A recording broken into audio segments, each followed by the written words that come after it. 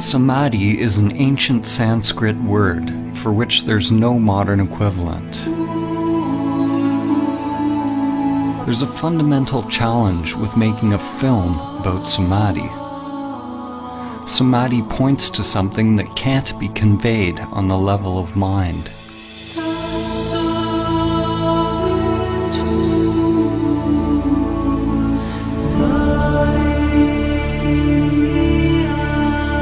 This film is simply the outer manifestation of my own inner journey. The intention is not to teach you about Samadhi or provide information for your mind, but to inspire you to directly discover your true nature.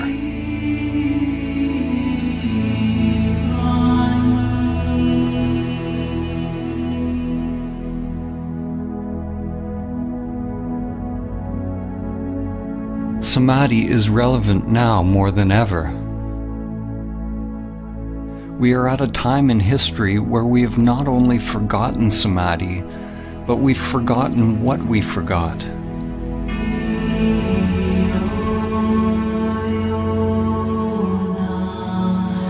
This forgetting is Maya, the illusion of the self.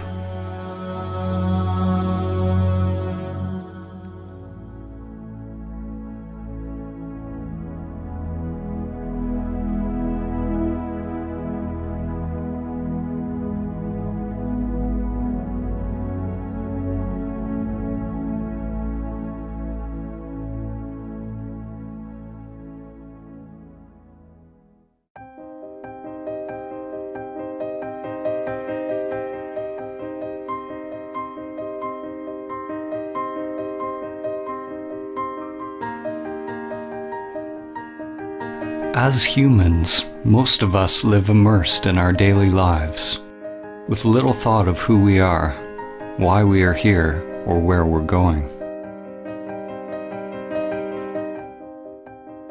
Most of us have never realized the true self, the soul, or what the Buddha called anatta, that which is beyond name and form, beyond thinking. As a result, we believe we are these limited bodies.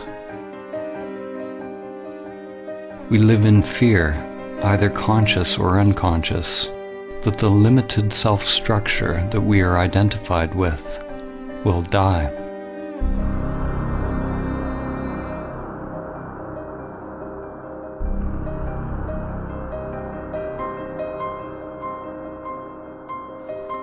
In today's world, the vast majority of people who are engaged in religious or spiritual practices, such as yoga, prayer, meditation, chanting, or any kind of ritual, are practicing techniques which are conditioned, which means they are just part of the ego construct. The seeking and the activity isn't the problem. Thinking you have found the answer in some external form is the problem. Spirituality, in its most common form, is no different than the pathological thinking that is going on everywhere.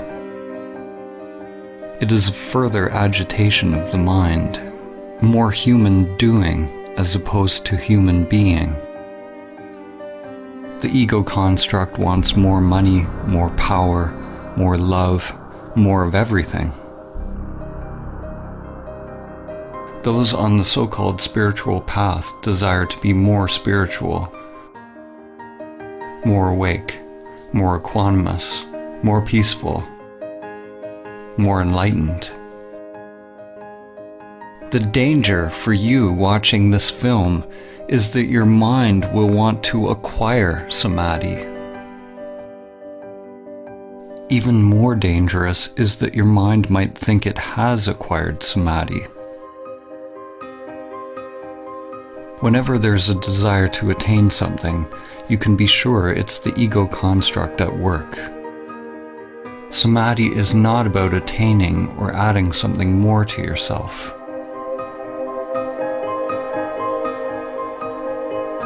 To realize Samadhi is to learn to die before you die. Life and death are like yin and yang, an inseparable continuum, endlessly unfolding with no beginning and no end. When we push away death, we also push away life. When you experience the truth directly of who you are, there's no longer any fear of life or death. We're told who we are by our society and our culture. And at the same time, we're slaves to the deeper unconscious biological craving and aversion that governs our choices.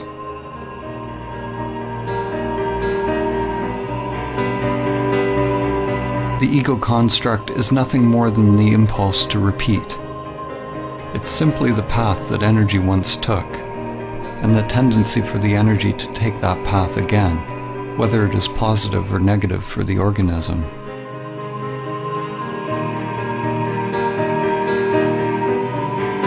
There are endless levels of memory or mind, spirals within spirals. When your consciousness identifies with this mind or ego construct, it ties you to social conditioning, which you could call the matrix. There are aspects of the ego that we can be conscious of, but it's the unconscious, the archaic wiring, the primal existential fears that are actually driving the whole machine.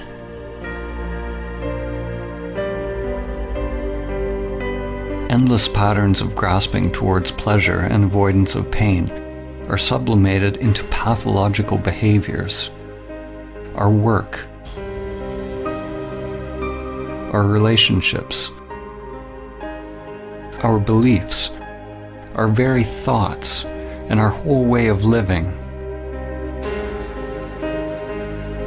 Like cattle, most humans live and die in passive subjugation, feeding their lives to the matrix.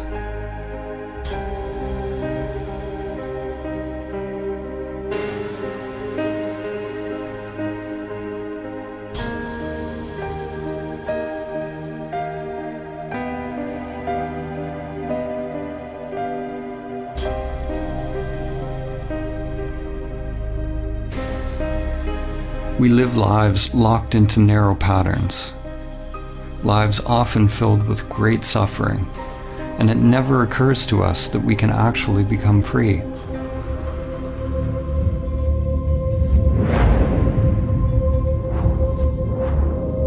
It is possible to let go of the life that has been inherited from the past, to live the one that is waiting to come forth through the inner world.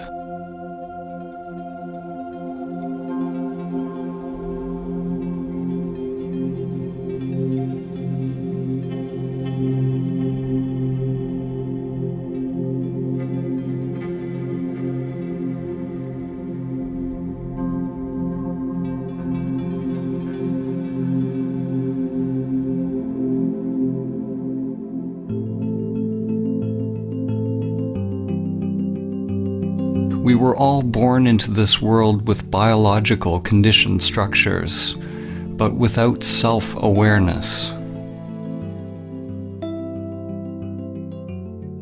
Often, when you look into a young child's eyes, there's no trace of self, only luminous emptiness.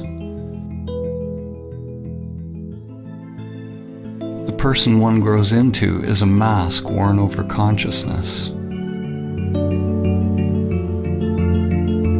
Shakespeare said, "All the world's a stage, and all the men and women merely players."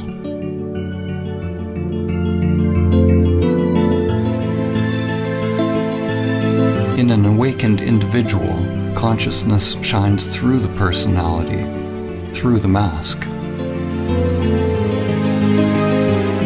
When you are awake, you don't become identified with your character.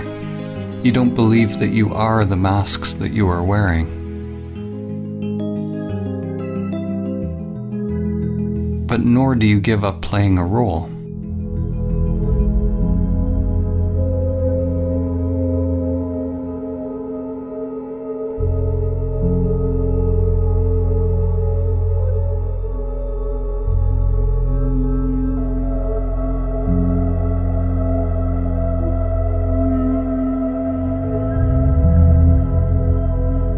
When we are identified with our character, our persona, this is Maya, the illusion of the self. Samadhi is awakening from the dream of your character in the play of life.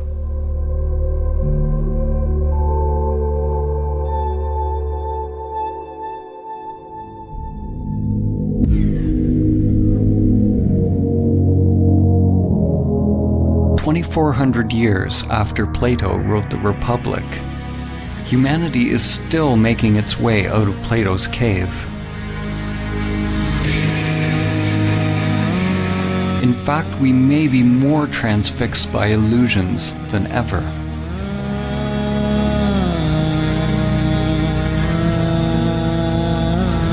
Plato had Socrates describe a group of people who lived chained in a cave all their lives, facing a blank wall. All they could see were shadows projected on the wall by the things passing in front of a fire which was behind them. This puppet show became their world.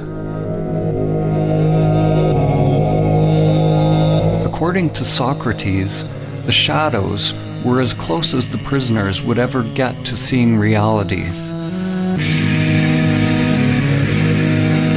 Even after being told about the outside world, they continued to believe that the shadows were all that is.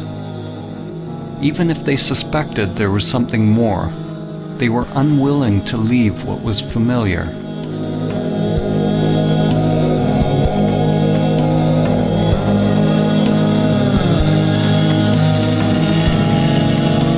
Humanity today is like the people who have only seen the shadows on the cave wall. The shadows are analogous to our thoughts. The world of thinking is the only world that we know, but there is another world that's beyond thinking, beyond the dualistic mind. Are you willing to leave the cave? To leave all that you have known, to find out the truth of who you are?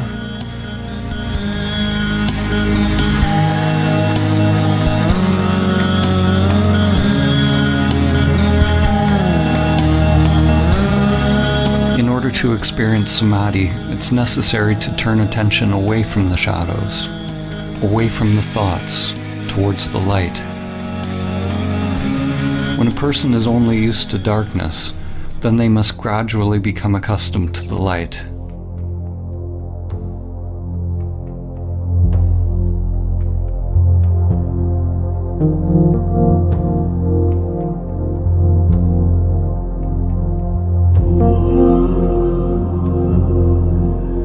Like acclimatizing to any new paradigm, it takes time and effort, and a willingness to explore the new, as well as shed the old.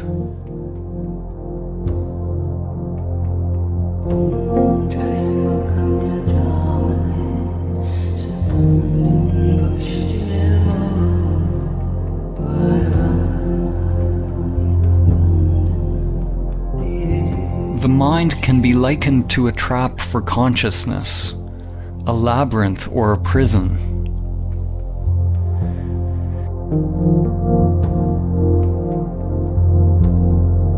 It is not that you are in prison, you are the prison.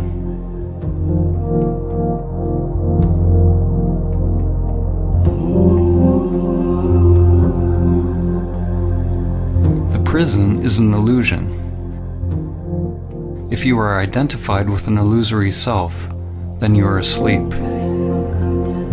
Once you are aware of the prison, if you fight to get out of the illusion, then you're treating the illusion as if it's real, and you still remain asleep. Except now the dream becomes a nightmare. You'll be chasing and running from shadows forever.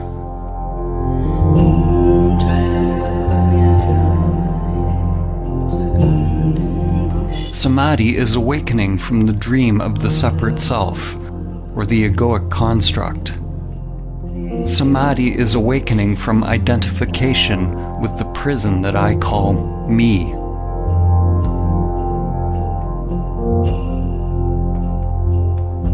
You can never actually be free, because wherever you go, your prison is there.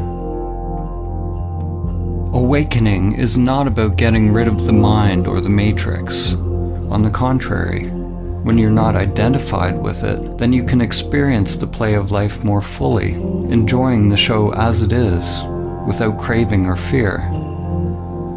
In the ancient teachings, this was called the divine game of Leela, the game of playing in duality.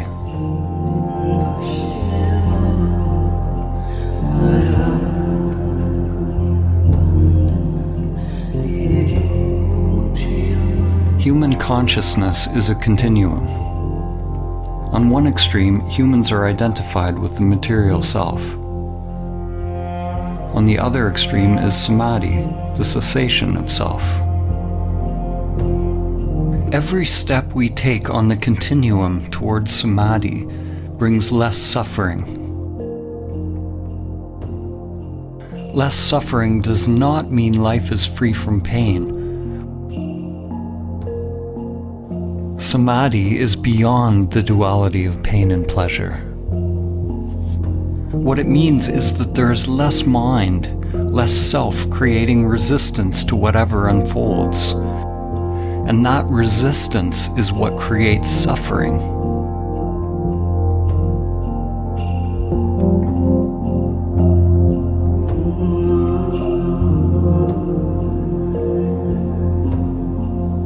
Realizing Samadhi even once allows you to see what is at the other end of the continuum, to see that there is something other than the material world and self-interest.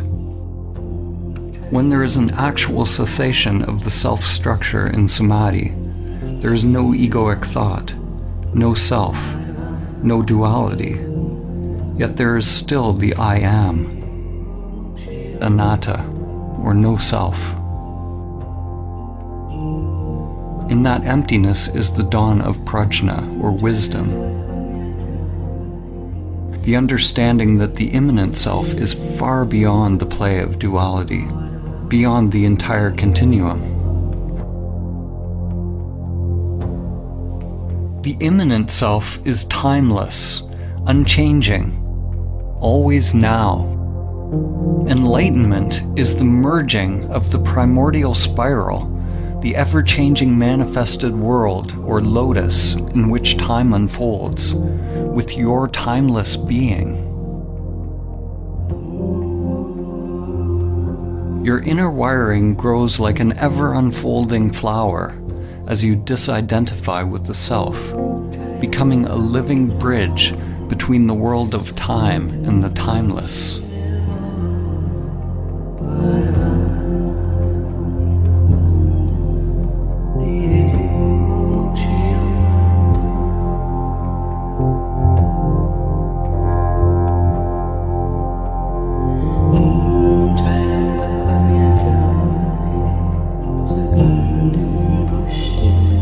Merely realizing the immanent self is only the beginning of one's path. Most people will have to experience and lose Samadhi countless times in meditation before they are able to integrate it into other facets of life. It's not unusual to have profound insights into the nature of your being during meditation or self-inquiry, only to find yourself once again falling back into old patterns, forgetting the truth of who you are.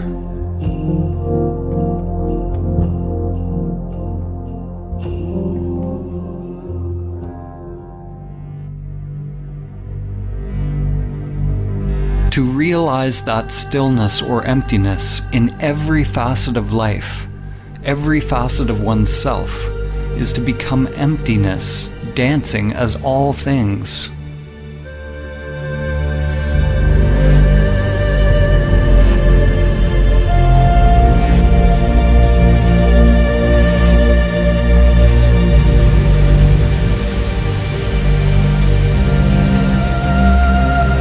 Stillness is not something separate from movement. It is not opposite to movement. In Samadhi, stillness is recognized to be identical with movement. Form is identical to emptiness. This is nonsensical to the mind, because mind is the coming into being of duality.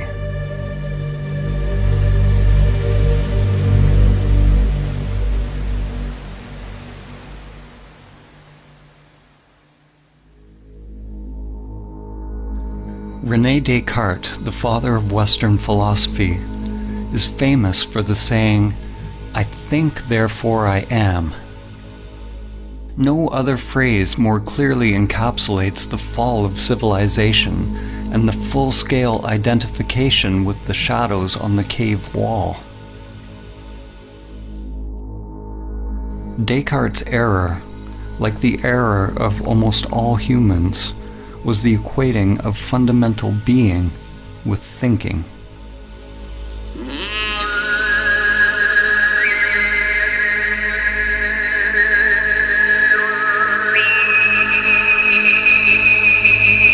At the beginning of his most famous treatise, Descartes wrote that almost everything can be called into doubt.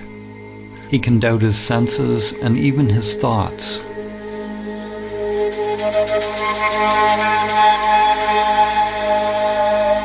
Likewise, in the Kalama Sutra, the Buddha said that in order to ascertain the truth, one must doubt all traditions, scriptures, teachings, and all the content of one's mind and senses.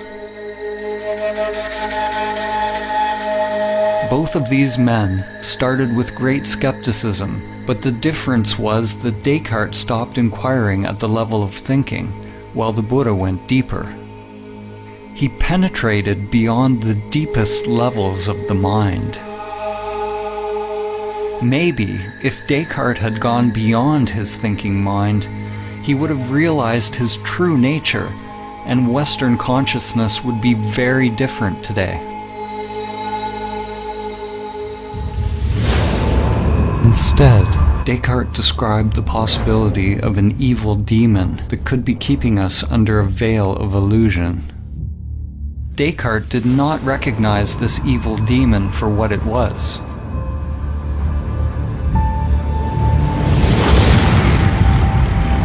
As in the movie The Matrix, we could all be hooked up to some elaborate program feeding us an illusory dream world.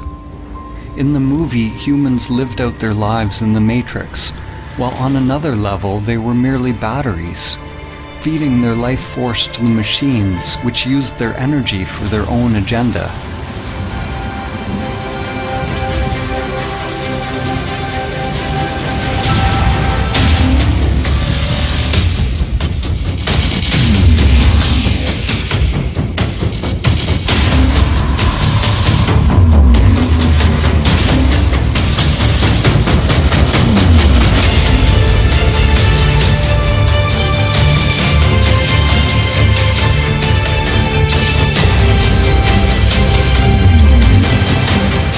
Always want to blame something outside themselves for the state of the world or for their own unhappiness, whether it's a person, a particular group or country, religion, or some kind of controlling Illuminati, like Descartes' evil demon or the sentient machines in the Matrix.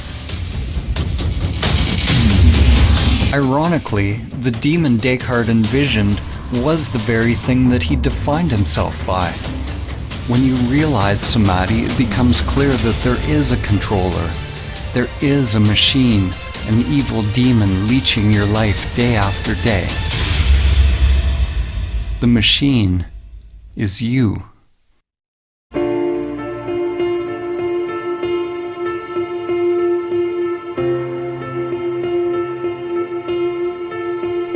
Your self structure is made up of many little conditioned subprograms, or little bosses. One little boss that craves food, another craves money, another status, position, power, sex, intimacy. Another wants consciousness or attention from others. The desires are literally endless and can never be satisfied. We spend a lot of our time and energy decorating our prisons, succumbing to pressures to improve our masks and feeding these little bosses, making them more powerful. Like drug addicts, the more we try to satisfy the little bosses, the more we end up craving.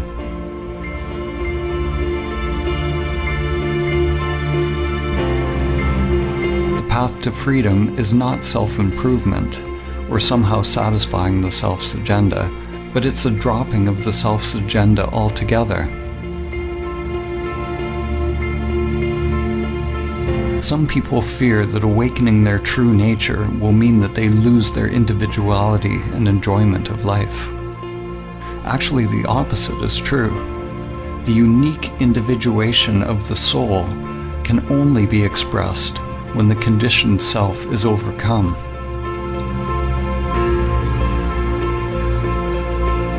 Because we remain asleep in the matrix, most of us never find out what the soul actually wants to express.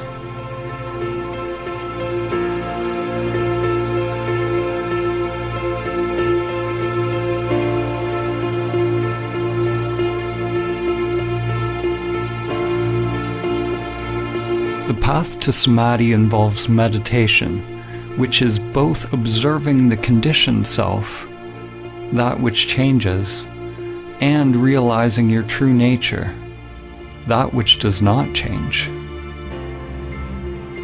When you come to your still point, the source of your being, then you await further instructions without any insistence on how your outer world has to change. Not my will, but higher will be done.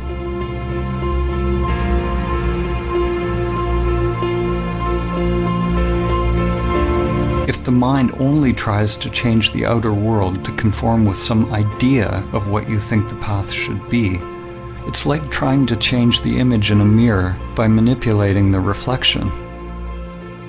To make the image in a mirror smile, you obviously can't manipulate the reflection. You have to realize the you that is the authentic source of the reflection. Once you realize the authentic self, it doesn't mean that anything on the outside necessarily needs to change.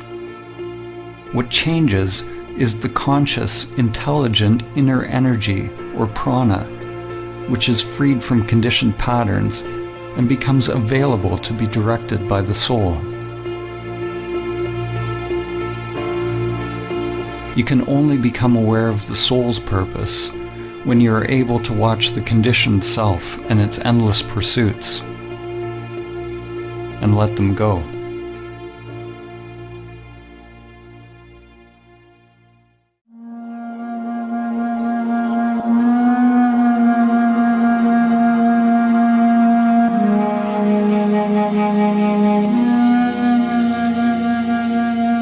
In Greek mythology, it was said that the gods condemned Sisyphus to repeat a meaningless task for all eternity. His task was to endlessly push a boulder up a mountain, only to have it roll down again.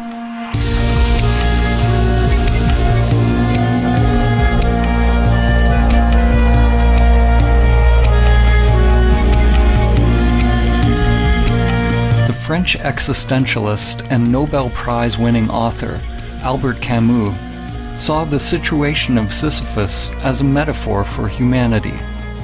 He asked the question, how can we find meaning in this absurd existence?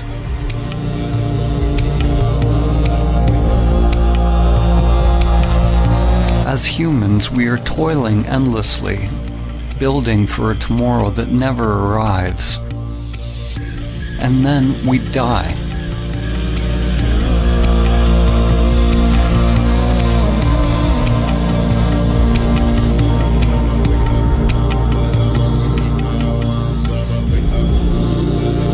truly realize this truth, then we will either go mad if we are identified with our egoic personas, or we will awaken and become free.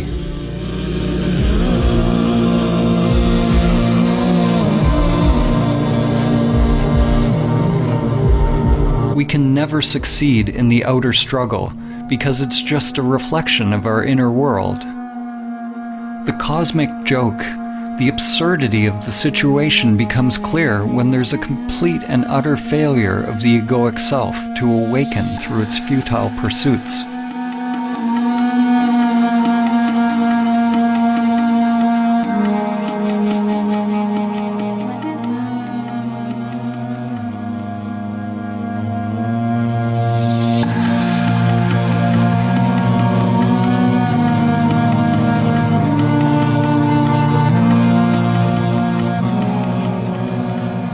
In Zen, there is a saying, before enlightenment, chop wood, carry water. After enlightenment, chop wood, carry water.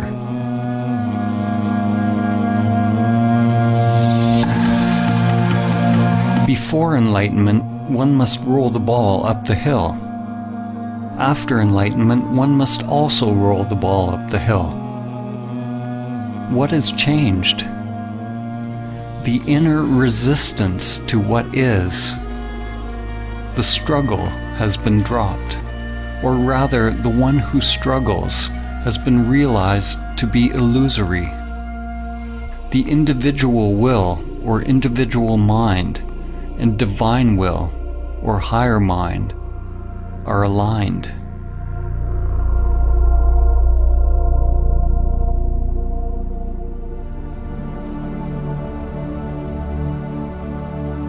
Samadhi is ultimately a dropping of all inner resistance to all changing phenomena without exception.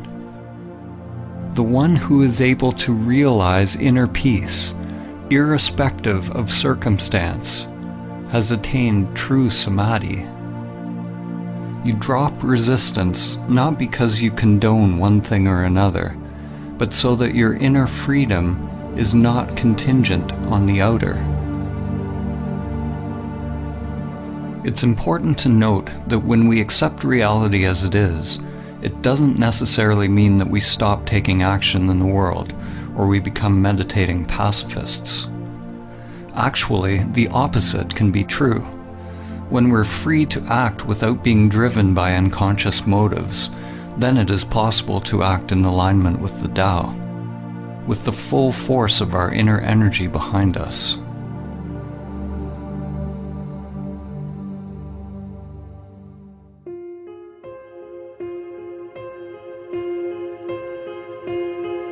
Many will argue that in order to change the world and bring about peace, we need to fight harder against our perceived enemies. Fighting for peace is like shouting for silence. It just creates more of what you don't want. These days there's a war against everything. A war against terror, a war against disease, a war against hunger. Every war is actually a war against ourselves.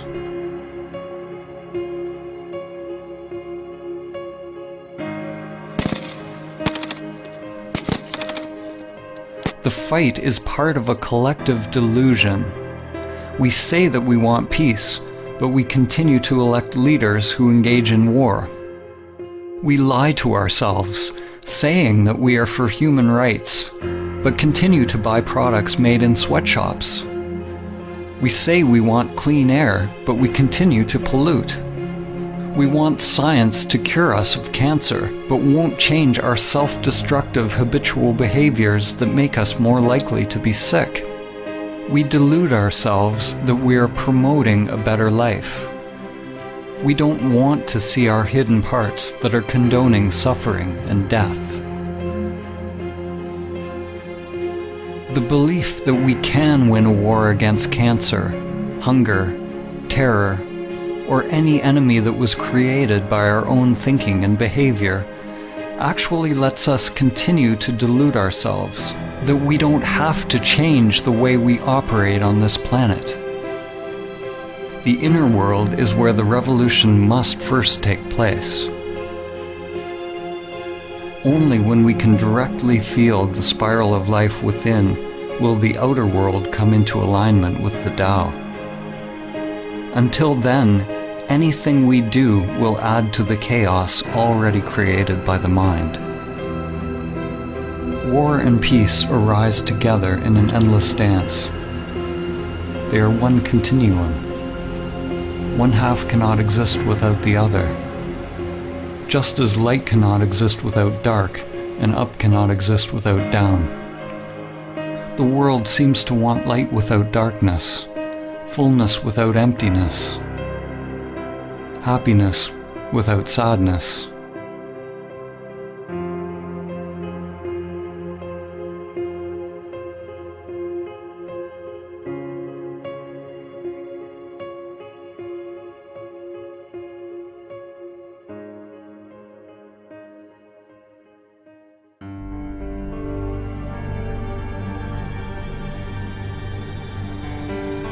The more the mind gets involved, the more fragmented the world becomes. Every solution that comes from the egoic mind is driven by the idea that there is a problem, and the solution becomes an even greater problem than what it was trying to solve. What you resist persists.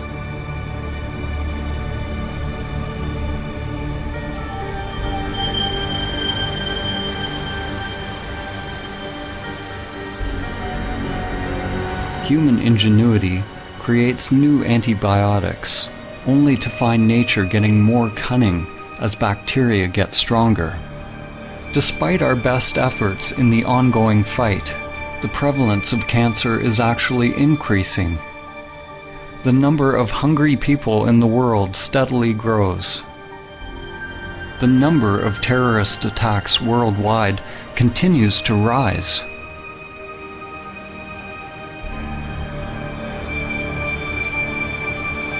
What's wrong with our approach?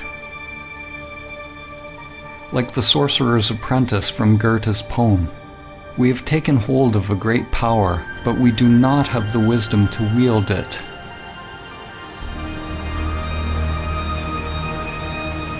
The problem is that we do not understand the tool that we are using. We do not understand the human mind and its proper role and purpose.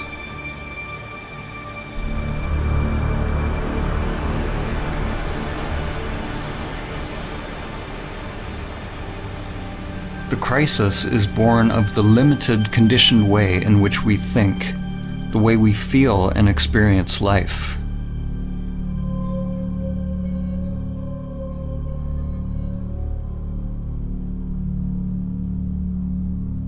Our rationalism has robbed us of our ability to recognize and experience the wisdom of many ancient cultures.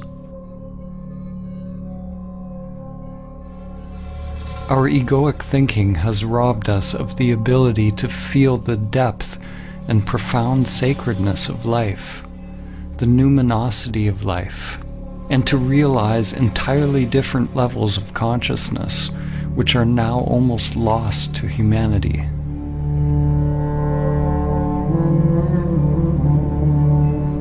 In the ancient Egyptian tradition, netters were archetypal forms whose characteristics could be embodied by those who purified their physical and spiritual bodies in such a way that they were fit to house higher consciousnesses. The original netter, or the divine principle of this wisdom, was known as Thoth, or Tehuti, often depicted as a scribe with the head of a bird or ibis, and represented the origin of all knowledge and wisdom. Thoth could be described as the cosmic principle of thinking, or thought. Thoth gave us language, concepts, writing, mathematics, and all the arts and manifestations of the mind. Only those who had gone through special training were allowed to access Thoth's sacred knowledge.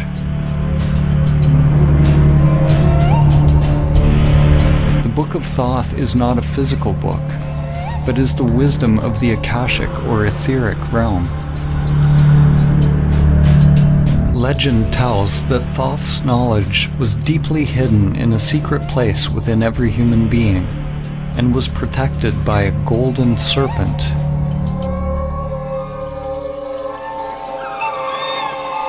The archetypal or perennial myth of the serpent or dragon guarding a treasure is one that permeates many cultures,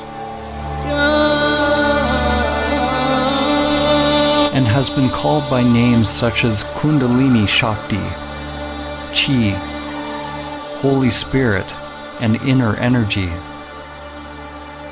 The golden serpent is the egoic construct which is bound in the inner energies, and until it's mastered and overcome, the soul will never be able to attain the true wisdom. It was said that the Book of Thoth brought nothing but suffering to any individual who read it, even though they would find the secrets of the gods themselves and all that is hidden within the stars. What must be understood is that the book brought suffering to any individual who read it, any ego that tried to control it. In the Egyptian tradition, awakened consciousness was represented by Osiris. Without this awakened consciousness, any knowledge or understanding attained by the limited self would be dangerous, disconnected from higher wisdom. The Eye of Horus had to be open. The esoteric meaning that we find here is similar to the more familiar story of the fall in the Garden of Eden. The Book of Thoth parallels the tree of knowledge of good and evil, whose fruit Adam and Eve were tempted to eat.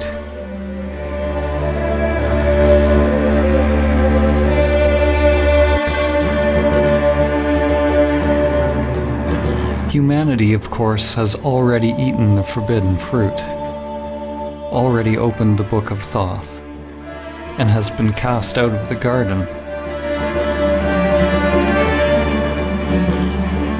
The serpent is a metaphor for the primordial spiral that extends from the microcosm to the macrocosm. Today, the serpent is living as you. It is the egoic mind expressed as the manifested world. We have never before had access to so much knowledge. We've gone deep into the material world, even finding the so-called God particle. But we've never been more limited, more ignorant of who we are and how to live. And we do not understand the mechanism by which we create suffering.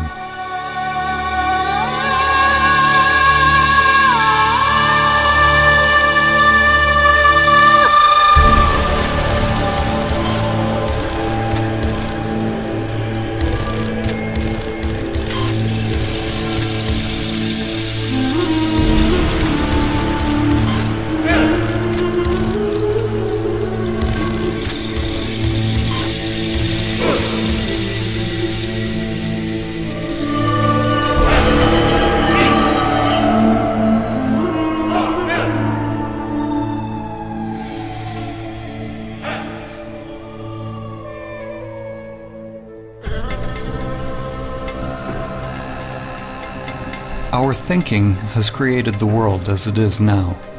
Whenever we label something as good or bad, or create a preference in our mind, it's due to the coming into being of egoic structures or self-interests.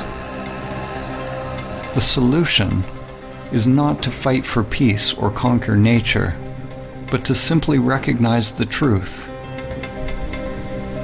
that the very existence of the ego structure creates duality, a split between self and other, mine and yours, man and nature. inner and outer. The ego is violence. It requires a barrier, a boundary from the other in order to be. Without the ego, there's no war against anything. There's no hubris. There's no overreaching nature to create profit. These external crises in our world reflect a serious inner crisis. We don't know who we are. We are completely identified with our egoic identities, consumed by fears, and are cut off from our true nature. Races, religions, countries, political affiliations, and any group that we belong to all reinforce our egoic identities. Almost every group that exists on the planet today wants to claim its perspective as true and correct, as we do on an individual level. By claiming the truth as its own, the group perpetuates its own existence, in the same way that an ego or self-structure defines itself against other. Now, more than ever, different realities and polarized belief systems are coexisting on Earth. It is possible for different people to experience completely different thoughts and emotional reactions to the very same external phenomena. In the same way, samsara and nirvana, or heaven and hell, are two different dimensions occupying the very same world. An event that may appear apocalyptic to one person could be seen as a blessing to another. So what is becoming obvious is that your external circumstances don't have to affect your inner world in any particular way. To realize Samadhi is to become a self-propelled wheel, to become autonomous, a universe unto oneself. Your experience of life is not contingent on changing phenomena. An analogy can be made with Metatron's cube. Metatron is mentioned in various ancient Christian, Islamic, and Jewish texts, and is archetypally related to the Egyptian Neter Thoth, as well as Hermes Trismegistus of Greece. Metatron is intimately connected with the Tetragrammaton. The Tetragrammaton is the fundamental geometric pattern, the template or primordial emanation of physical reality, which has been called the Word of God or the Logos. Here we see a two-dimensional representation of the figure, but if you look a certain way, you see a 3D cube. When you see the cube, nothing has changed in the figure, but your mind has added a new dimension to your seeing. Dimensionality, or one's perspective, is simply a matter of becoming habituated to a new way of perceiving the world. Upon realizing Samadhi, we become free of perspective, or free to create new perspectives, because there's no self invested in or attached to a particular viewpoint.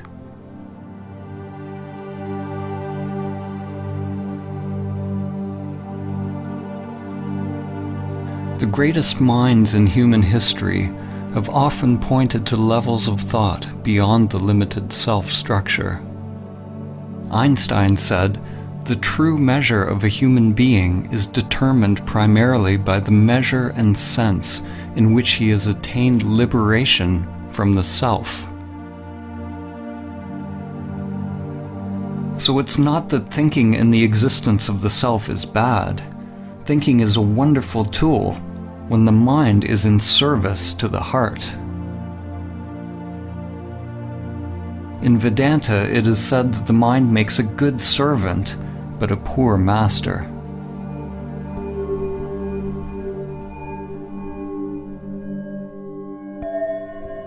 The ego perpetually filters reality through language and labels, and is constantly judging, preferring one thing over another.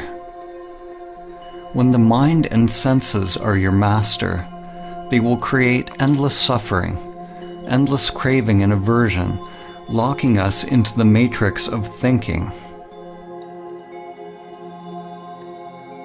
If you want to realize Samadhi, do not judge your thoughts as good or bad, but find out who you are prior to thought, prior to the senses. When all labels are dropped, then it is possible to see things as they are.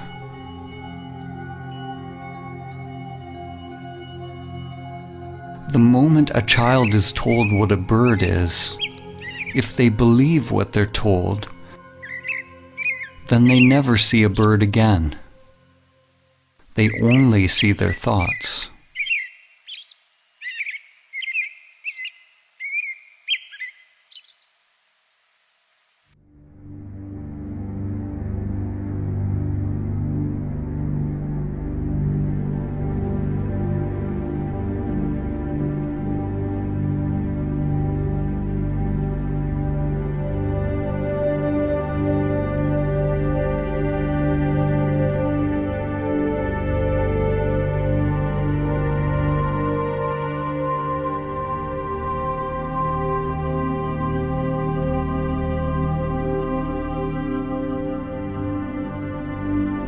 Most people think that they are free, conscious, and awake. But if you believe you are already awake, then why would you do the difficult work to attain what you believe you already have? Before it becomes possible to awaken, it is necessary to accept that you are asleep, living in the matrix. Examine your life honestly without lying to yourself. Are you able to stop your robotic, repetitive life patterns if you want to? Can you stop seeking pleasure and avoiding pain? Are you addicted to certain foods, activities, or pastimes? Are you constantly judging, blaming, criticizing yourself and others? Does your mind incessantly seek out stimulus, or are you completely fulfilled just being in silence? Do you react to how people think about you? Are you seeking approval and positive reinforcement? Do you somehow sabotage situations in your life? Most people will experience their lives the same way today as they will tomorrow, and a year from now, and 10 years from now. When you begin to observe your robot-like nature, you become more awake. You begin to recognize the depth of the problem. You are completely and utterly asleep, lost in a dream. Like the inhabitants of Plato's cave, most who hear this truth will not be willing or capable of changing their lives because they are attached to their familiar patterns. We go to great lengths justifying our patterns, burying our heads in the sand rather than facing the truth. We want our saviors, but we are not willing to get up on the cross ourselves. What are you willing to pay to be free? Realize that if you change your inner world, you must be prepared to change the outer life. Your old structure and your old identity must become the dead soil out of which new growth comes.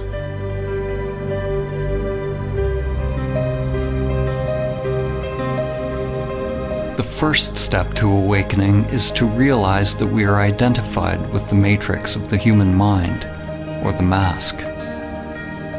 Something within us must hear this truth and be roused from its slumber. There's a part of you, something timeless, that has always known the truth.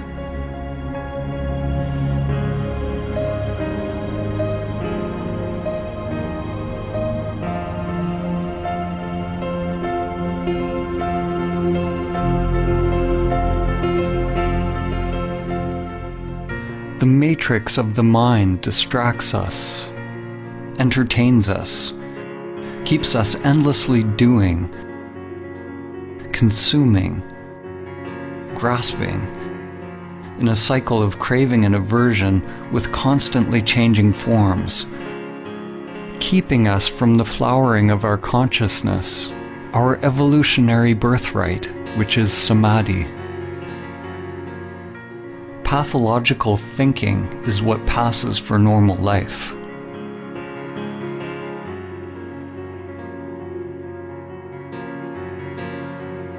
Your divine essence has become enslaved, identified with the limited self-structure. The great wisdom, the truth of who you are, is buried deep within your being.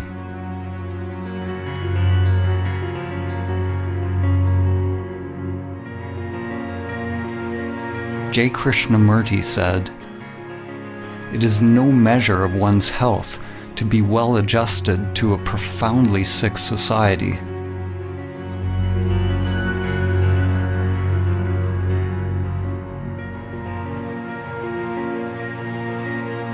Identification with the egoic mind is the sickness, and Samadhi is the cure.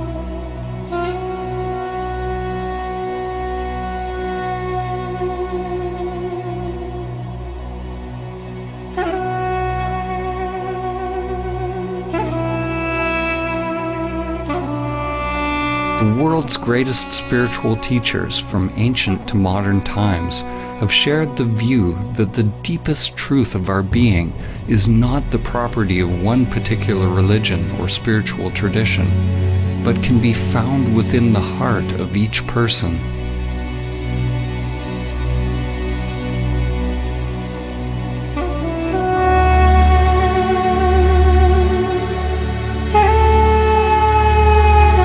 Poet Rumi said, "Where is that moon that never rises or sets?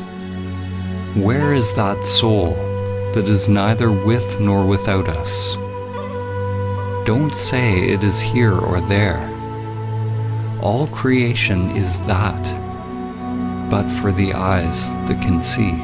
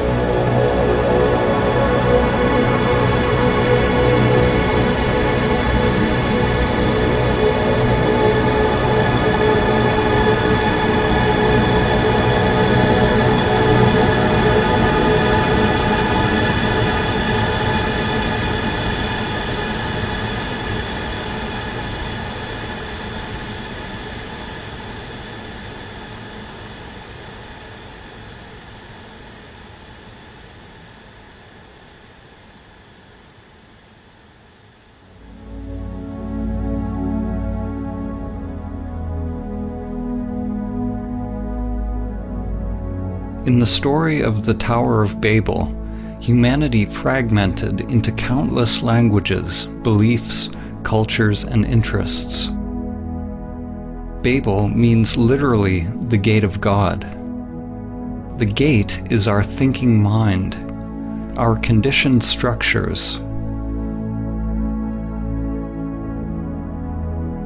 For those who come to realize their true nature, their essence beyond name and form, they are initiated into the great mystery of what lies beyond the gate.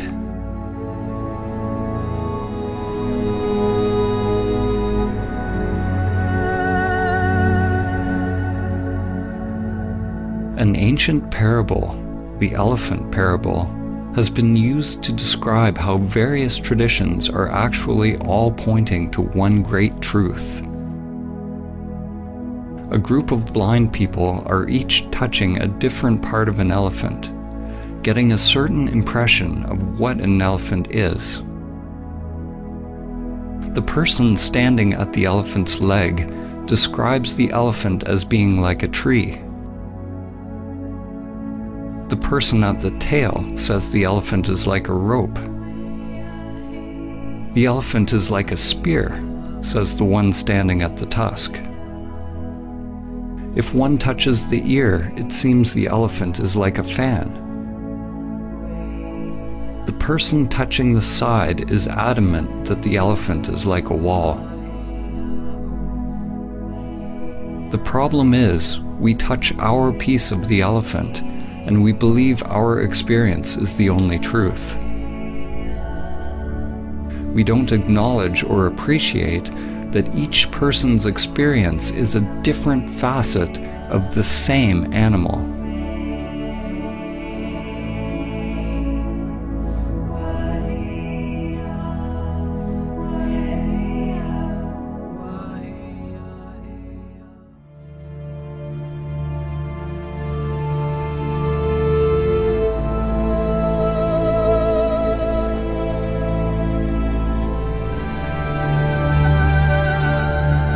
Perennial philosophy is an understanding that all spiritual and religious traditions share a single universal truth, a mystical or transcendent reality upon which foundation all spiritual knowledge and doctrine has grown.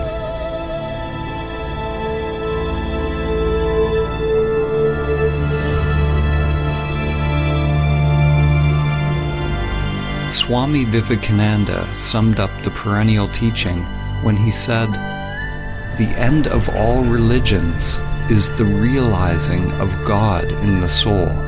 That is the one universal religion." In this film, when we use the word God, it is simply a metaphor for the transcendent, pointing to the great mystery beyond the limited egoic mind. To realize one's true self or immanent self is to realize one's divine nature. Every soul has the potential to manifest a new higher level of consciousness, to awaken from its slumber and its identification with form.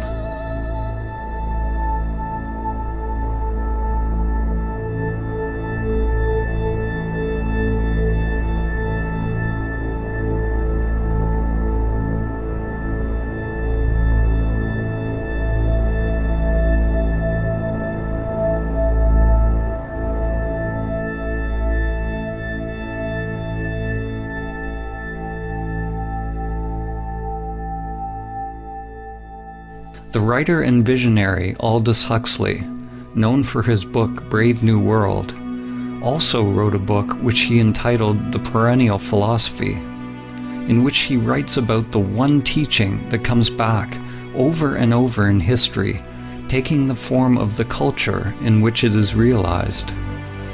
He writes, "The perennial philosophy is expressed most succinctly in the Sanskrit formula, Tat Tvam Asi, that thou art.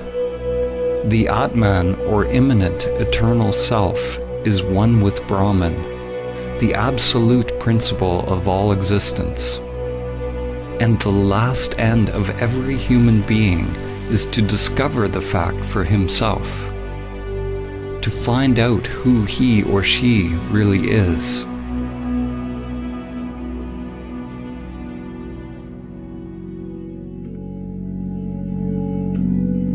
Each tradition is like a facet of a jewel, reflecting a unique perspective of the same truth, while at the same time echoing and illuminating each other.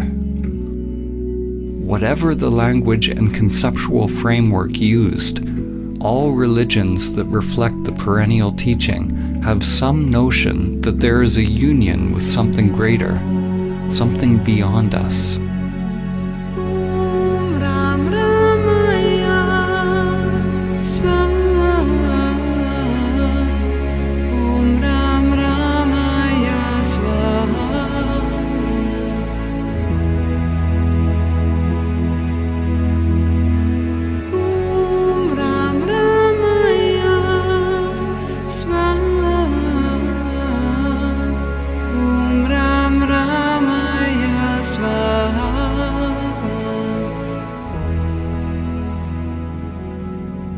It is possible to learn from and integrate the teachings from one or many sources without identifying a sense of self with them. It is said that all true spiritual teachings are simply fingers pointing to the transcendent truth. If we hold on to the dogma, the teaching, for comfort, we will be stunted in our spiritual evolution. To realize truth beyond any concept is letting go of all clinging and attachment. Letting go of all religious concepts.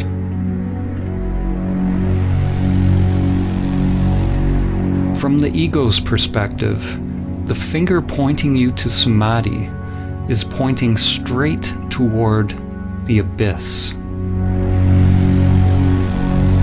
Saint John of the Cross said, "If one wishes to be sure of the road they tread, one must close their eyes and walk in the dark."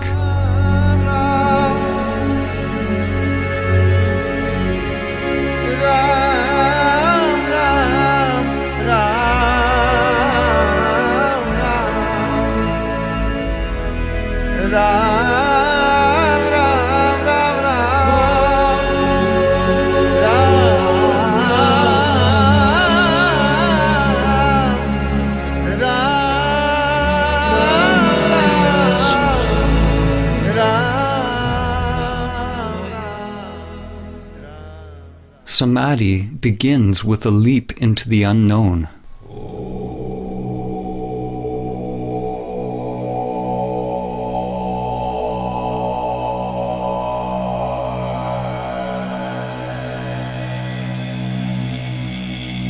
In the ancient traditions, in order to realize Samadhi, it was said that one must ultimately turn consciousness away from all known objects, from all external phenomena, conditioned thoughts and sensations, toward consciousness itself, toward the inner source, the heart or essence of one's being. In this film, when we use the word Samadhi, we are pointing to the transcendent, to the highest Samadhi, which has been named Nirvikalpa Samadhi.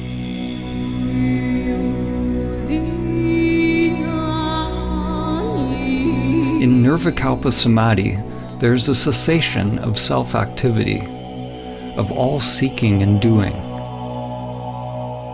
We can only speak about what falls away as we approach it, and what reappears when we return from it.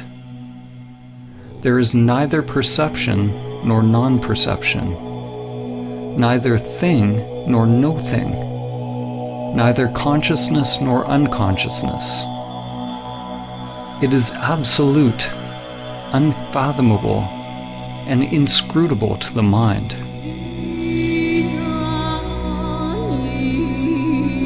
When the self returns to activity, there's a not knowing, a kind of rebirth, and everything becomes new again. We are left with the perfume of the divine, which lingers longer as one evolves on the path.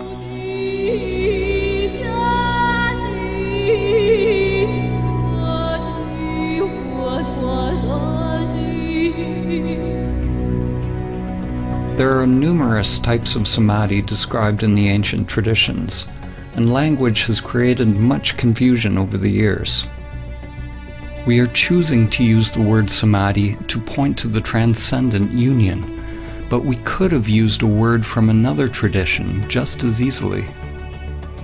Samadhi is an ancient Sanskrit term, common to the Vedic, Yogic, and Samkhya traditions of India, and has permeated many other spiritual traditions. Samadhi is the eighth limb of Patanjali's 8 limbs of yoga, and the 8th part of the Buddha's Noble Eightfold Path. The Buddha used the word nirvana, the cessation of vana, or the cessation of self-activity. Patanjali described yoga or samadhi as chitta vritti nirodha, the Sanskrit meaning cessation of the whirlpool or spiral of mind.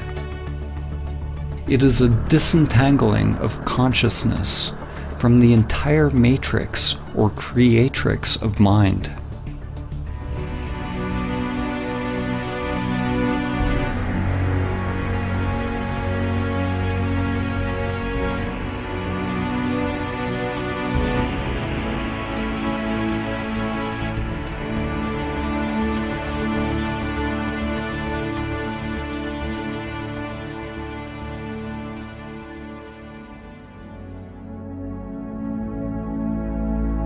Samadhi does not signify any concept, because to realize it requires a dropping of the conceptual mind.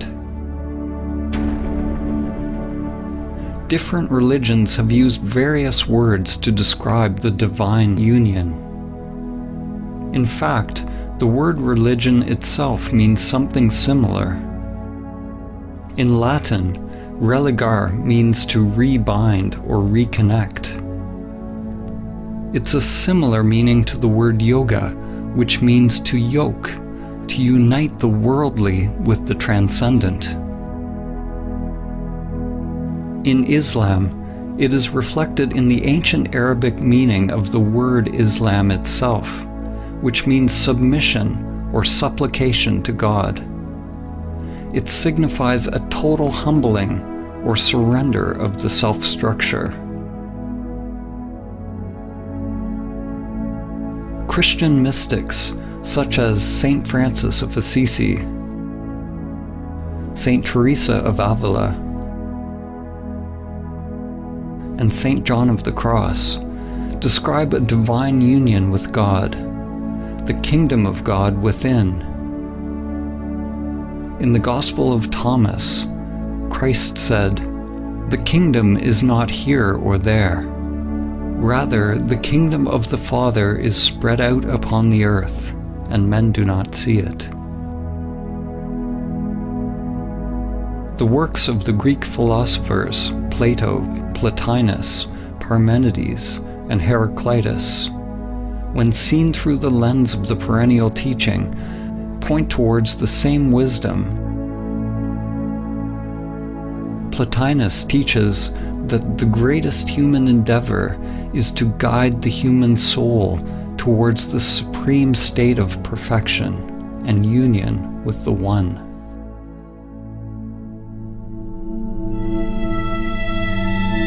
The Lakota medicine and holy man, Black Elk, said, "The first peace, which is the most important, is that which comes within the souls of men when they realize their relationship, their oneness with the universe and all its powers, and when they realize that at the center of the universe dwells Great Spirit, and that this center is really everywhere. It is within each of us."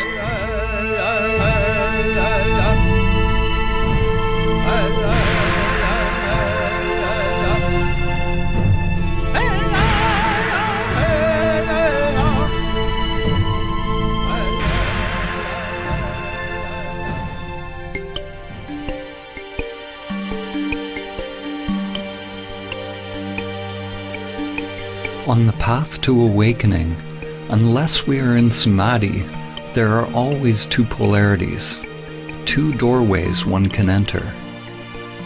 Two dimensions, one towards pure consciousness, the other towards the phenomenal world. The upward current toward the Absolute, and the downward current toward Maya and all that is manifested, both seen and unseen. The relationship between relative and absolute could be summed up in the following quote by Sri Nisargadatta Maharaj. "Wisdom is knowing I am nothing. Love is knowing I am everything. And between the two, my life moves." What is born of this union is a new divine consciousness. Something is born out of the marriage or union of these polarities, or the collapse of dualistic identification. Yet what is born is not a thing, and it was never born. Consciousness flowers, creating something new, creating what you could call a perennial trinity. God the Father, the transcendent, unknowable and changeless, is united with the divine feminine, which is everything that changes. This union brings about an alchemical transformation, a kind of death and rebirth. In the Vedic teachings, the divine union is represented by two fundamental forces, Shiva and Shakti. The names and faces of the various gods change throughout history, but their fundamental attributes remain. What is born out of this union is a new divine consciousness, a new way of being in the world. Two polarities inseparably one, a universal energy that is without center, free of limitation. It is pure love. There is nothing to be gained or lost, because it is utterly empty, but absolutely full.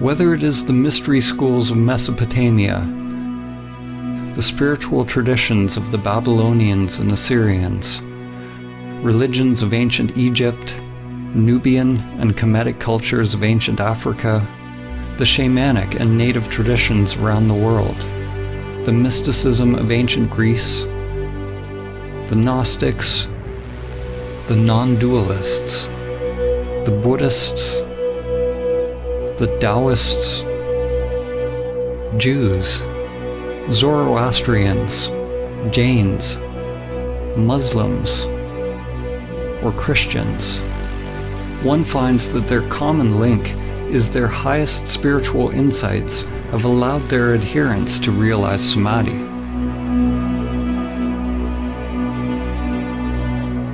The actual word Samadhi means something like to realize the sameness or oneness in all things. It means union. It is uniting all aspects of yourself. But do not mistake intellectual understanding for the actual realization of Samadhi. It is your stillness, your emptiness, that unites all levels of the spiral of life.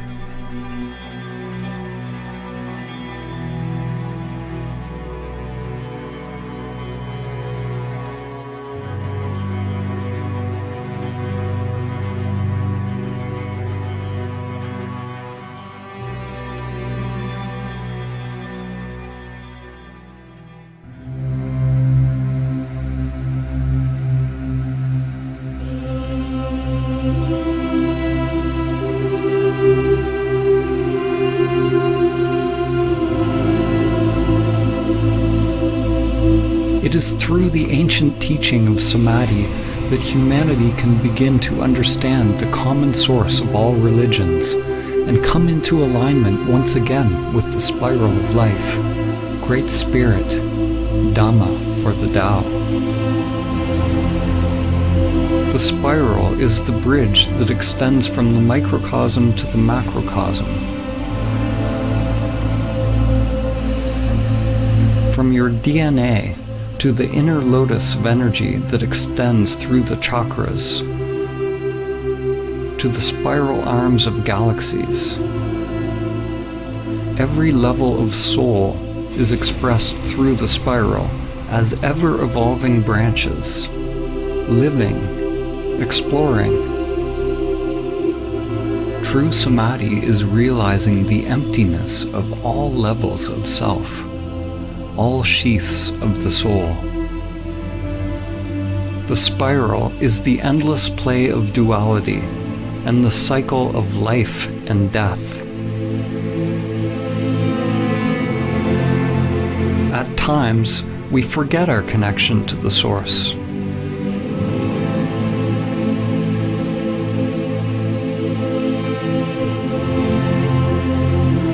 The lens we look through is very small, and we identify with being a limited creature creeping upon the earth, only to once again complete the journey back to the Source, to the center that is everywhere.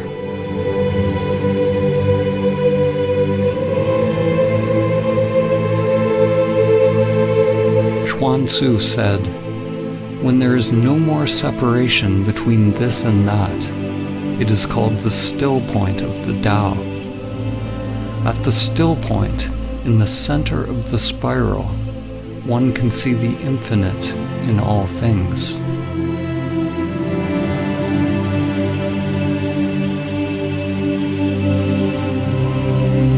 The ancient mantra Om Mani Padme Hum has a poetic meaning. One awakens or realizes the jewel within the lotus. Your true nature awakens within the soul, within the world, as the world.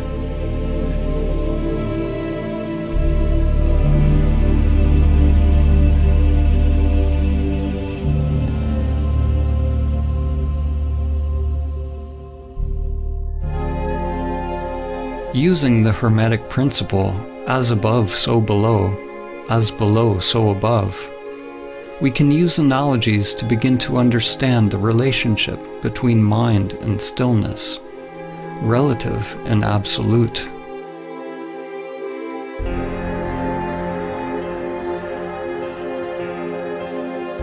A way to begin to grasp the non-conceptual nature of Samadhi is to use the analogy of the black hole.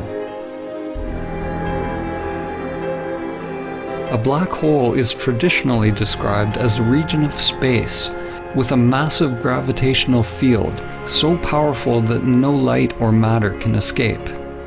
New theories postulate that all objects, from the tiniest microscopic particles to macrocosmic formations like galaxies, have a black hole or mysterious singularity at their center. In this analogy, we're going to use this new definition of a black hole as the center that is everywhere.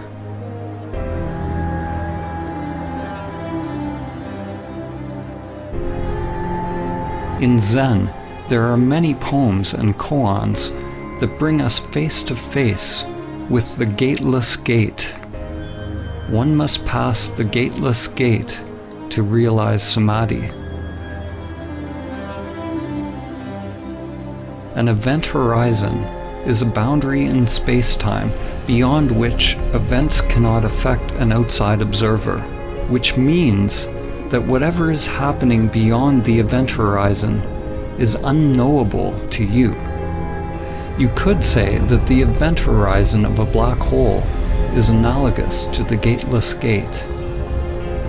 It is the threshold between the self and no self. There is no me that passes the event horizon.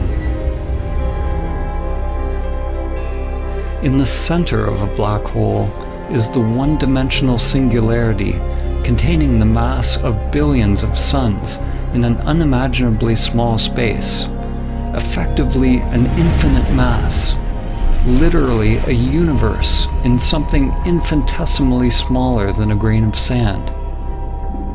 The singularity is something unfathomable, beyond time and space. According to physics, movement is impossible. The existence of things is impossible. Whatever it is, it does not belong to the world of perception.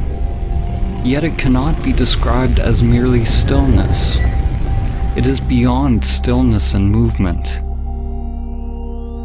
When you realize the center that is everywhere and nowhere, duality breaks down. Form and emptiness, time and the timeless.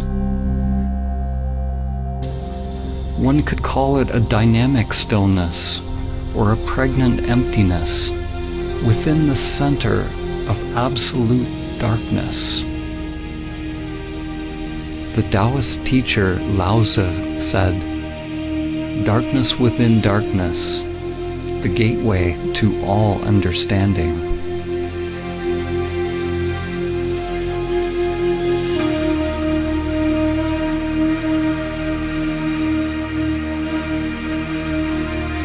The writer and comparative mythologist Joseph Campbell describes a recurring symbol, part of the perennial philosophy which he calls the axis mundi, the central point, or the highest mountain, the pole around which all revolves, the point where stillness and movement are together.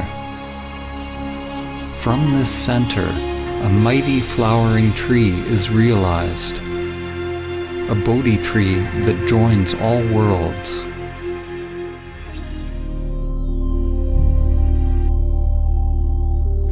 Just as a sun gets sucked into a black hole, when you approach the great reality, your life starts to revolve around it, and you begin to disappear.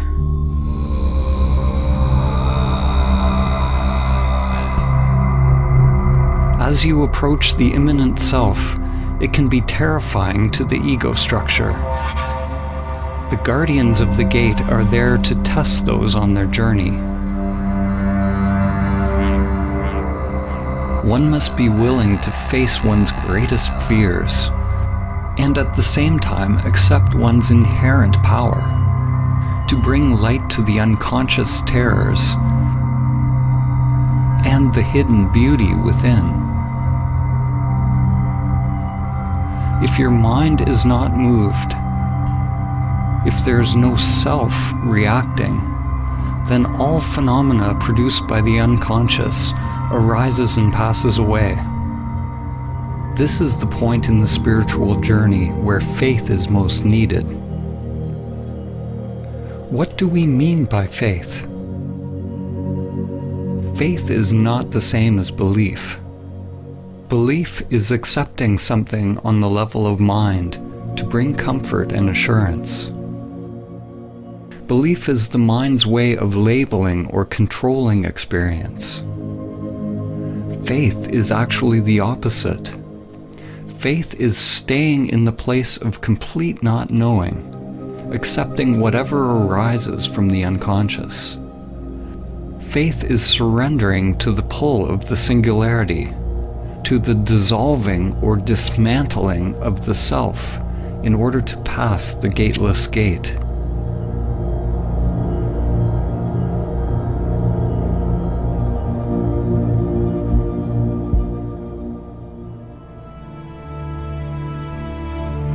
The evolution and structure of a galaxy is closely tied to the scale of its black hole, just as your evolution is tied to the presence of the immanent self, the singularity that is your true nature. We can't see the black hole, but we can know about it by the way things move around it, by how it interacts with physical reality. In the same way, we cannot see our true nature. The immanent self is not a thing, but we can observe enlightened action. As the Zen master Suzuki said, there are, strictly speaking, no enlightened people. There is only enlightened activity. We can't see it, just as the eye cannot see itself. We can't see it because it is that by which seeing is possible. Like the black hole, Samadhi is not nothingness, and neither is it a thing. It is the collapse of the duality of thing and no thing. There is no gate to enter the great reality, but there are infinite paths. The paths, the dharmas, are like an endless spiral with no beginning and no end. No one can pass the gateless gate. No one's mind has ever figured out how, and none ever will.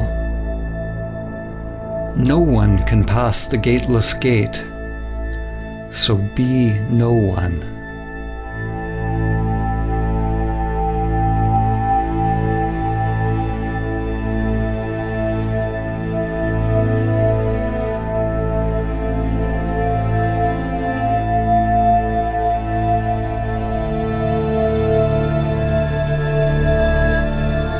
Samadhi is the pathless path, the golden key.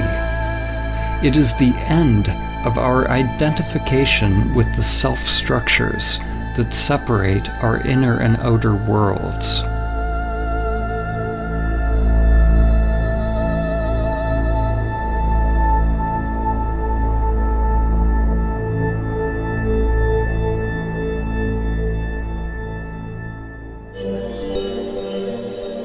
There are many developmental models which describe the layers or levels of the self-structure. We will use an example which is very ancient. In the Upanishads, the sheaths which cover the Atman or soul are called koshas. Each kosha is like a mirror, a layer of the self-structure, a veil or level of Maya which distracts us from realizing our true nature if we are identified with it. Most people see the reflections and believe that that is who they are. One mirror reflects the animal layer, the physical body. Another mirror reflects your mind, your thoughts, your instincts and perceptions. Another your inner energy or prana, which you can observe when you turn inward. Another mirror reflects on the level of the imaginal, which is the higher mind or wisdom layer. And there are layers of transcendental or non-dual bliss that are experienced as one approaches Samadhi. There are potentially countless mirrors or aspects of self that one can differentiate, and they are constantly changing. Most people have yet to discover the pranic, higher mind, and non-dual bliss layers. They don't even know they exist. These layers are informing your life, but you do not see them. The hidden mirrors actually inform our lives more than the ones that are visible. They are unseen because for most people they are not fully illuminated by consciousness. Like Indra's net of jewels, the mirrors all reflect each other, and the reflections reflect every other reflection infinitely. A change on one level simultaneously affects all levels. Some of these mirrors may be left in the shadows, unless we are fortunate enough to have a competent guide to help us shine light upon them. The truth is, we don't know what we don't know. Now, imagine that you shatter all the mirrors. There's nothing reflecting you back to yourself. Where are you? When the mind becomes still, the mirrors cease to reflect. There is no more subject and object. But do not mistake the primordial state for nothingness or oblivion. The immanent self is not something, but neither is it nothing.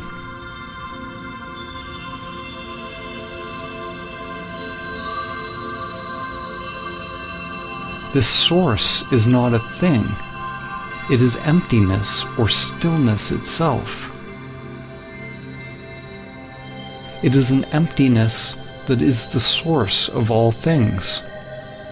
Form is realized as exactly emptiness. Emptiness is realized as exactly form. This source is the great womb of creation, pregnant with all possibilities.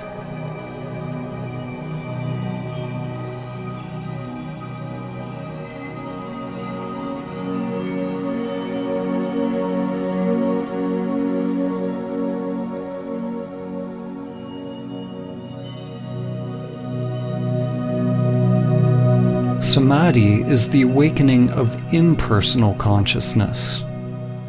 Just as when you are having a dream, upon awakening you realize that everything in the dream was just in your mind. Upon realizing Samadhi, it is realized that everything in this world is happening within levels upon levels of energy and consciousness. It is all mirrors within mirrors, dreams within dreams. The you that you think you are is both the dream and the dreamer.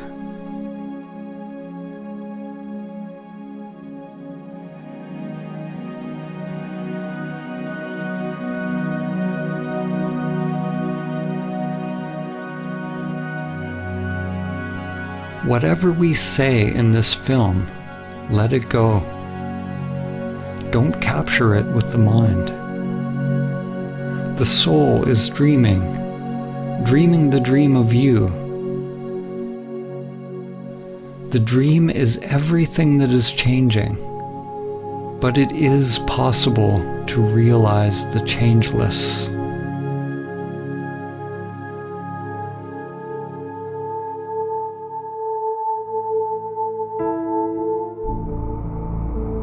This realization cannot be understood with the limited individual mind.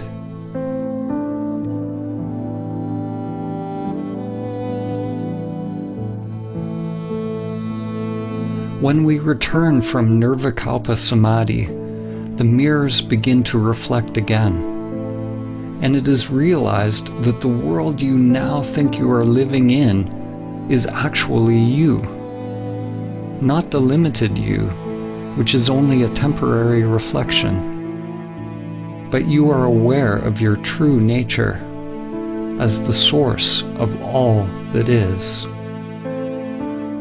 This dawning of higher wisdom, the embryo, prajna, or gnosis, is what is born out of Samadhi. According to the book of Job, Hokmah, or wisdom, comes from nothingness. This point of wisdom is both infinitely small and yet encompasses the whole of being, but it remains incomprehensible until it is given shape and form in the palace of mirrors, called Bina, the womb carved out by higher wisdom, which gives shape to the embryonic spirit of God. Bushmaya Ned Kadashmak Tiete Malkutak Dewe Taveanak Aikanat Bushmaya of Bona.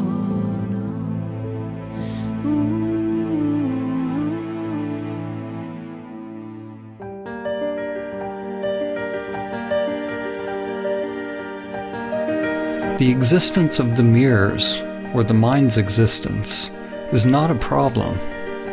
On the contrary, the error or aberration of human perception is that we identify ourselves with it. This illusion that we are the limited self is Maya. The yogic teachings say that to realize Samadhi, one must observe the meditation object until it disappears. Until you disappear into it, or it into you. Although the language in the various traditions is dissimilar, at their root they all point towards a cessation of self-identification and self-centered activity. The Buddha always taught in negative terms. He taught to investigate directly into the working of the self-structure. He didn't say what Samadhi was, except that it was the end of suffering. In Advaita Vedanta, there's a term, neti neti, which means not this, not that. People on the path to self-realization inquire into their true nature, or the nature of Brahman, by first discovering what they are not. Similarly, in Christianity, Saint Teresa of Avila described an approach to prayer based on the negative path, or via negativa, a prayer of quiet, surrender, and union, which is the only way to approach the Absolute. Through this gradual process of stripping away, one drops anything that is not permanent, anything that is changing. The mind, the ego construct, and all phenomena, including the hidden layers of self. The unconscious must become transparent in order to reflect the one source. If there is some deep knowing or some self operating in the unconscious, then our lives remain locked into a labyrinth of hidden patterns that comprise the undiscovered self.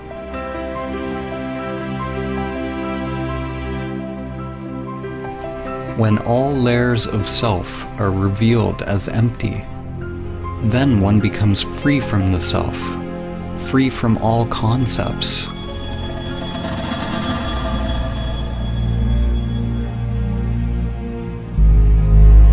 A turning point in your evolution is when you realize you don't know who you are. Who experiences the breath? Who experiences the taste? Who experiences the chant, the ritual, the dance, the mountain? Witness the witness. Observe the observer.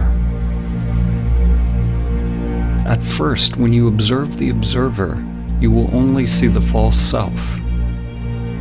But if you are persistent, it will give way. Inquire directly into who or what experiences. Unblinkingly, piercingly, penetratingly, with the full force of your being.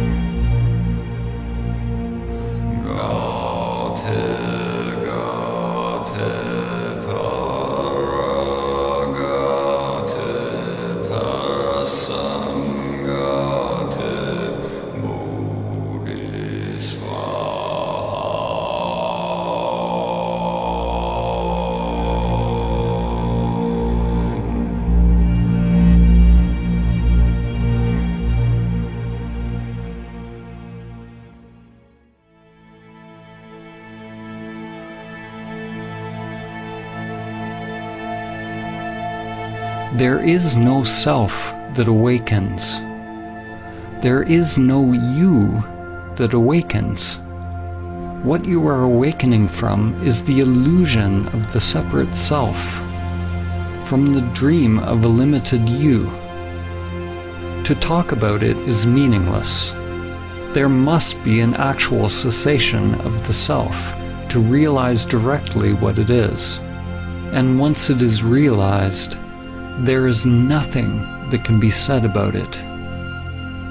As soon as you say something, you are back in the mind. I have already said too much.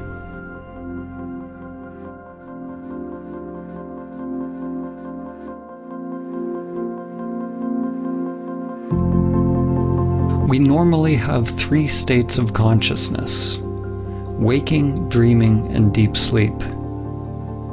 Samadhi is sometimes referred to as the 4th state, the ground state of consciousness, a primordial awakeness that can become present continuously and in parallel with the other consciousness states.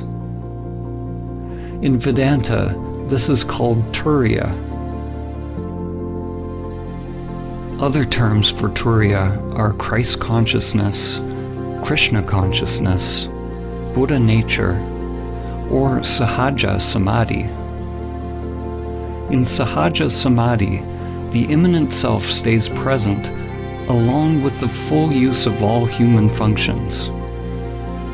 The stillness is unmoving at the center of the spiral of changing phenomena. Thoughts, feelings, sensations, and energy revolve around it at the circumference, but the degree of stillness, or I amness, remains during outer activity, exactly as in meditation.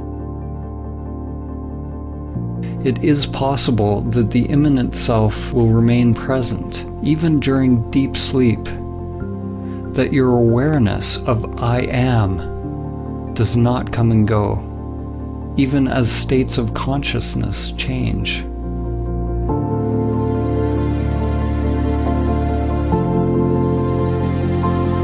This is yogic sleep. In the Song of Songs, or the Song of Solomon from the Hebrew Bible or Old Testament, it reads, "I sleep, but my heart waketh." This realization of the eternal, impersonal consciousness is reflected in the words of Christ when he said, "Before Abraham was, I am."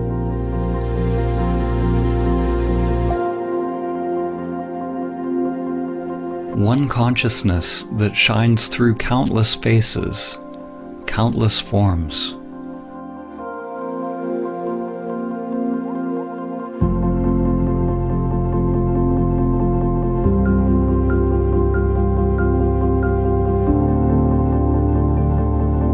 At first, it's like a fragile flame born out of the polarities within you. Masculine, penetrating consciousness with a surrender or opening of feminine energy. It is delicate and easily lost, and one must take great care to protect it and keep it alive until it is mature.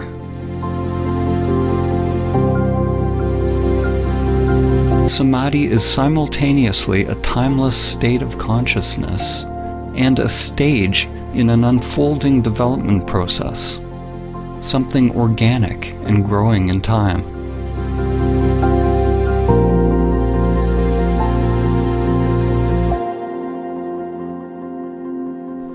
As one spends more and more time in Samadhi, in the now, in the timeless, one takes more and more direction from the heart, the soul or Atman, and less from the conditioned structure.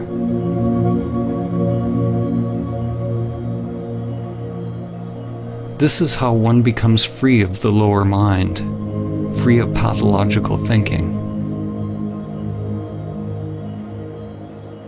The inner wiring changes. Energy no longer flows unconsciously in the old conditioned structures, which is another way of saying one is no longer identified with the self-structure, with the outer world of form.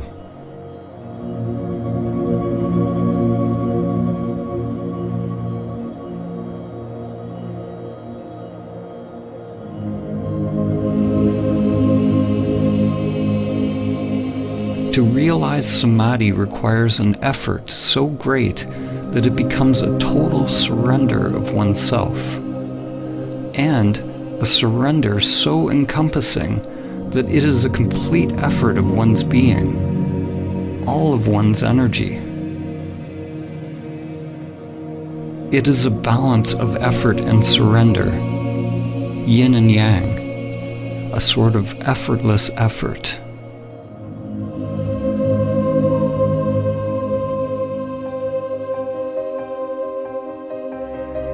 The Indian mystic and yogi Paramahamsa Ramakrishna said, "Do not seek illumination unless you seek it as one whose hair is on fire seeks a pond. You seek it with your whole being. During one's ego-transcending practice, it takes great courage, vigilance, and perseverance to keep the embryo alive. To not fall back into the patterns of the world. It takes a willingness to go against the current, against the inexorable crush of the matrix and the grinding wheels of samsara. Every breath, every thought, every action must be for realizing the source. Samadhi is not realized by effort, nor is it effortless. Let go of effort and non-effort. It's a duality that only exists in the mind. The actual realization of Samadhi is so simple, so undifferentiated, that it is always misconstrued through language, which is inherently dualistic. There is only one primordial consciousness that awakens as the world, but it has been obscured by many layers of mind. Like the sun hidden behind the clouds, as each layer of mind is dropped, one's essence is revealed. As each layer of mind is dropped, people call it a different samadhi. They give names to different experiences or different types of phenomena.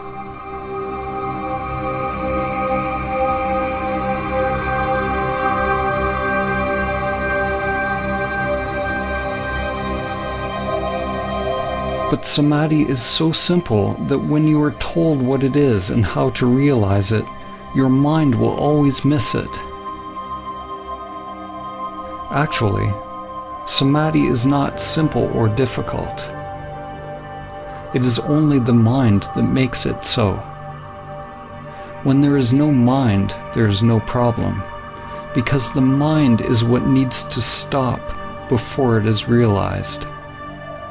It is not a happening at all.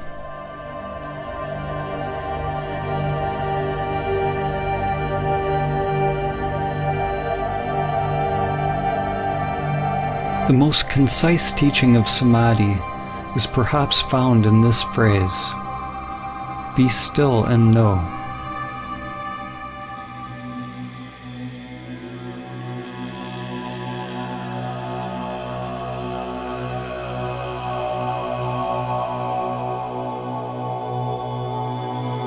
How can we use words and images to convey stillness?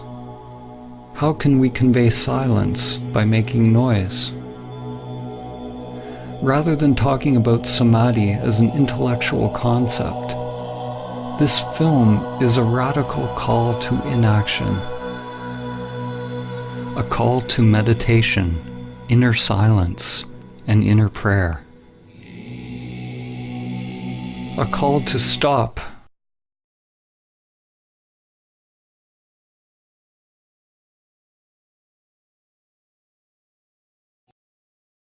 Stop everything that is driven by the pathological, egoic mind.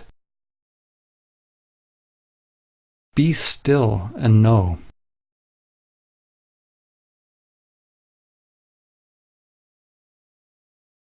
No one can tell you what will emerge from the stillness. It is a call to act from the spiritual heart.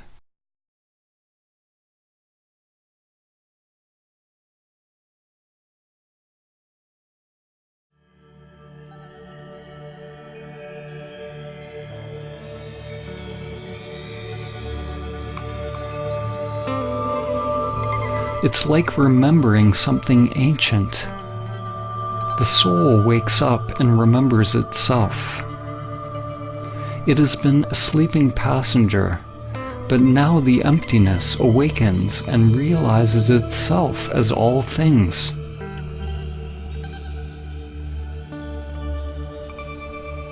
You can't imagine what Samadhi is with the limited egoic mind. Just as you can't describe to a blind person what color is. Your mind can't know. It can't manufacture it. To realize Samadhi is to see in a different way, not to see separate things, but to recognize the seer.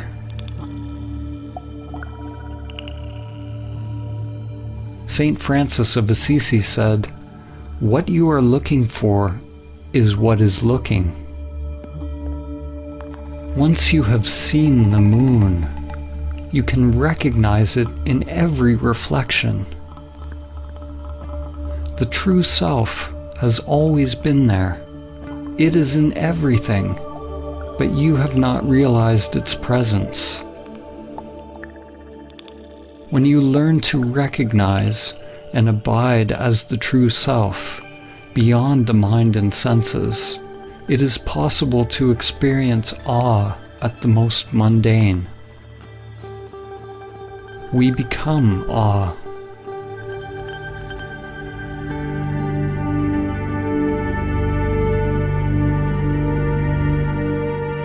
Do not try to be free of desires, because wanting to be free of desires is a desire.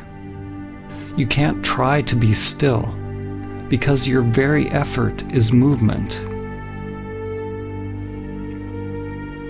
Realize the stillness that is always already present. Be the stillness and know. When all preferences are dropped, the source will be revealed. But do not cling even to the source. The great reality, Tao, is not one, not two. Ramana Maharshi said, "The self is only one. If it is limited, it is the ego. If unlimited, it is infinite and the great reality."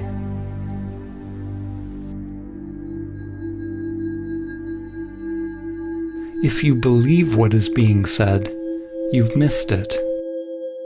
If you disbelieve, you've also missed it. Belief and disbelief operate on the level of mind.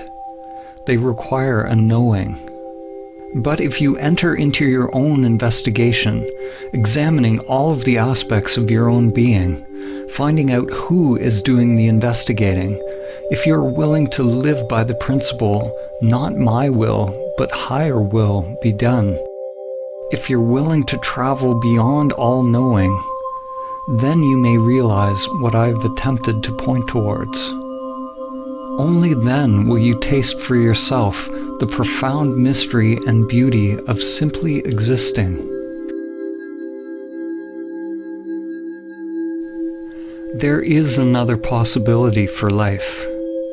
There is something sacred, unfathomable, that can be discovered in the still depths of your being, beyond concepts, beyond dogmas, beyond conditioned activity and all preferences. It is not acquired by techniques, rituals, or practices. There is no how to get it. There's no system. There's no way to the way.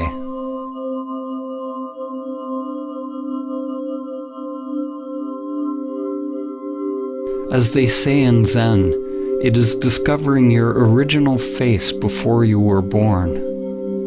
It is not about adding more to yourself. It is becoming a light unto oneself, a light that dispels the illusion of the self. Life will always remain unfulfilled, and the heart will always remain restless, until it comes to rest in that mystery beyond name and form.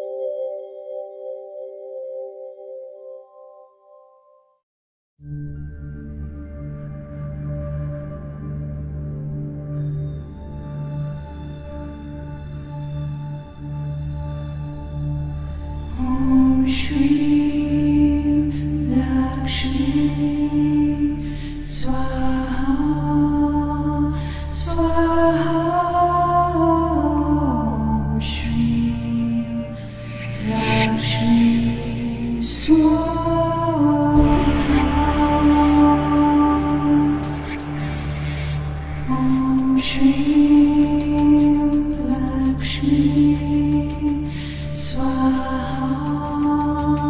Swaha Om Shri Lakshmi Swaha